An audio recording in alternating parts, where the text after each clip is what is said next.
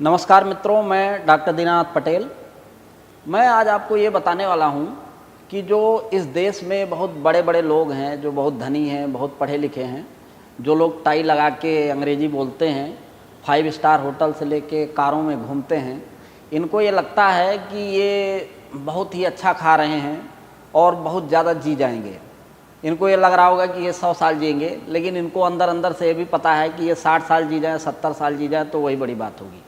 उसका जो सबसे बड़ा कारण है, जैसा कि मैंने इसमें लिखा भी है कि भाई आप जो है जहर खा रहे हो, और जहर खाने के लिए सरकारों ने आपको मजबूर किया हुआ है। अब आपको ये लगेगा कि ये कौन सी बात बोल दी भैया, तो मैं आपको बता दूं कि कोई भी आदमी हो, चाहे वो कितना भी बड़ा अरबपति हो, खरबपति हो, तो खाना तो उसको दाल चावल ही पड़ेगा, खाना तो उसको रोटी ही पड़ेगा, खाना तो उसको गुड़ ही पड़ेगा। तो कुल मिलाकर के आप कितने भी बड़े धनी हो जाओ, हीरा मोती तो खाओगे नहीं, सोना चांदी तो आंत पचाएगी नहीं।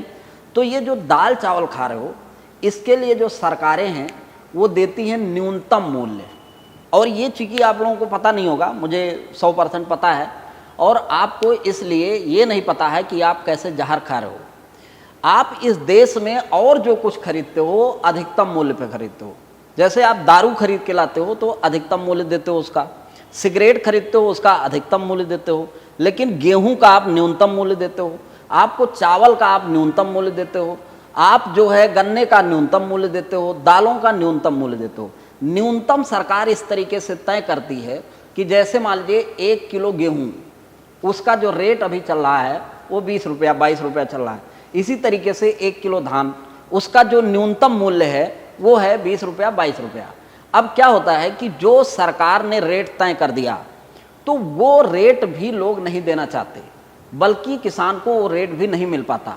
इसीलिए अभी आपने देखा होगा 2020 से लेके या कभी भी जो किसान संगठन है, आंदोलन करते हैं, वो यही कहते हैं कि हमको न्यूनतम मूल्य की गारंटी दे दो। मतलब जो हमको कम से कम मूल्य सरकार ने बताया है वो भी नहीं मिल रहा है, इसलिए उसकी गारंटी दे दो। अब क्या होता है कि किसान को आप 1 किलो गेहूं का 1 किलो धान का कितना दे रहे हो? 20 रुपया।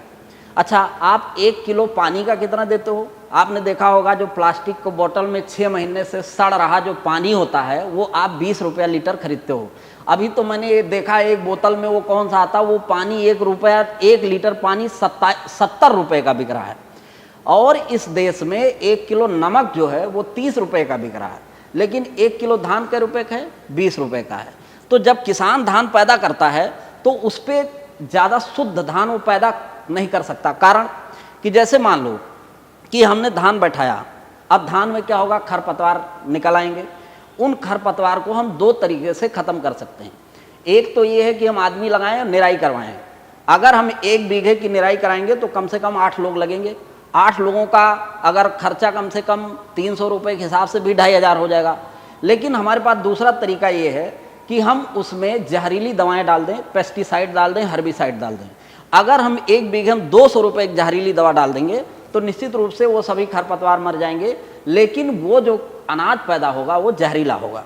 इसी तरीके से अगर हम गाय का गोबर डालना चाहें, ऑर्गेनिक खेती करना चाहें, तो हमारी पैदावार थोड़ी सी घट जाएगी और कुल मिलाकर के जो लागत है वो बढ़ जाएगी। और जब लागत बढ़ जाएगी, पैदावार घट जाएगी, तो निश्चित रूप से हम 20 रुपया जो मिल रहा है उसमें हम 1 पैसा बचा नहीं पाएंगे, बल्कि अपने घर से देंगे।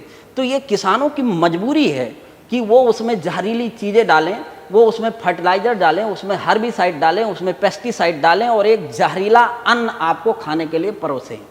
क्योंकि आपने कभी ये ध्यान नहीं दिया कि आप जाकर के 70 रुपया लीटर पानी खरीदते हो, जबकि इस देश में 2/3 पूरी धरती का पानी है।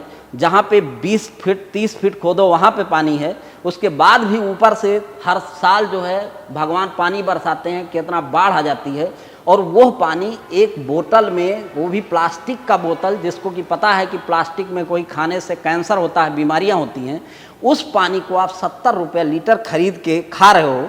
आप इतने बड़े ज्ञानी, अंग्रेजी बोलने वाले और टाई लगाने वाले आदमी, अरबपति, करोड़पति हो, और इस देश में जो जीवन दे रहा है उसको न्यूनतम मूल्य दे रहे हो, और जो जहर बेच रहा है उसको अधिकतम मूल्य दे रहे हो, तो निश्चित रूप से आप जहर खाने को मजबूर हो। और पहले जिस देश में लोग पढ़े लिखे नहीं थे, हमारे जो बुजुर्ग थे, वो ये माना जाता था कि इस देश का आदमी 100 साल जिएगा ही, क्योंकि उन्होंने पूरे जीवन को 4 आश्रमों में बांटा था। पहला आपका ब्रह्मचर्य, दूसरा गृहस्थ, तीसरा वानप्रस्थ, चौथा संन्यास, और ये माना जाता था कि ये चारों आश्रम 25-25 साल के तो होंगे ही। तो आप ये सोचो, आज भी हमारे पास कुछ ऐसे लोग आ जाते हैं जो कि 70 साल के होंगे और कहेंगे पहली बार मैं अस्पताल में आया हूँ, आज तक मैंने कोई दवा नहीं खाई, किसी तरीके से सुई नहीं लगवाई। और आज के ज़माने में स्थिति ये है कि बच्चा पैदा नहीं हुआ कि तुरंत उसको जो है सुई लगना, ये टीका, BCG लगेगी, DPT, ये पोलियो वैक्सीन रोज़ पिलाई जा रही है। उसके बाद भी उसको 40 साल में हार्ट अटैक हो रहा है, उसको 30 साल में ही शुगर की बीमारी हो जा रही है, उसको इतने मोटे मोटे चश्मे लग जा रहे हैं, वो एकदम कमज़ोर, कहीं लकवा मारा है, कहीं दर्द हो रहा है, कहीं झुंझुनाहट, ऐठन, टिनटिनाहट हो रही है। तो इसका एक बहुत बड़ा कारण है कि जो जीवन देने वाले लोग हैं उनको आप न्यूनतम मूल्य देते हो, और जो लोग आपके जान लेने वाले हैं उनको अधिकतम मूल्य देते हो। और ये न्यूनतम मूल्य किसान खुद नहीं तय करता, सरकारें तय करती हैं, जबकि अधिकतम मूल्य जो है वो खुद जो है जो भी प्रोडक्ट पैदा करने वाले हैं वो लोग अपना तय करते हैं। तो आप ये सोचो कि आपको जो जीवन देने वाला है वो सरकारें कर रही हैं, और वो इतना कम पैसा देती हैं कि वो जहर के अलावा आपको कुछ नहीं खिला सकते। इसलिए मैंने इसमें लिखा हुआ है कि अरबपति भी इस देश में जहर खाने को मजबूर है, और वो कुछ भी कर ले तो वो 60-70 साल में उसको भी मरना है, उसके बच्चों को भी मरना है। तो इन्हीं बातों के साथ में मैं अपनी वाणी को विराम देता हूँ। बहुत बहुत धन्यवाद, बहुत बहुत आभार।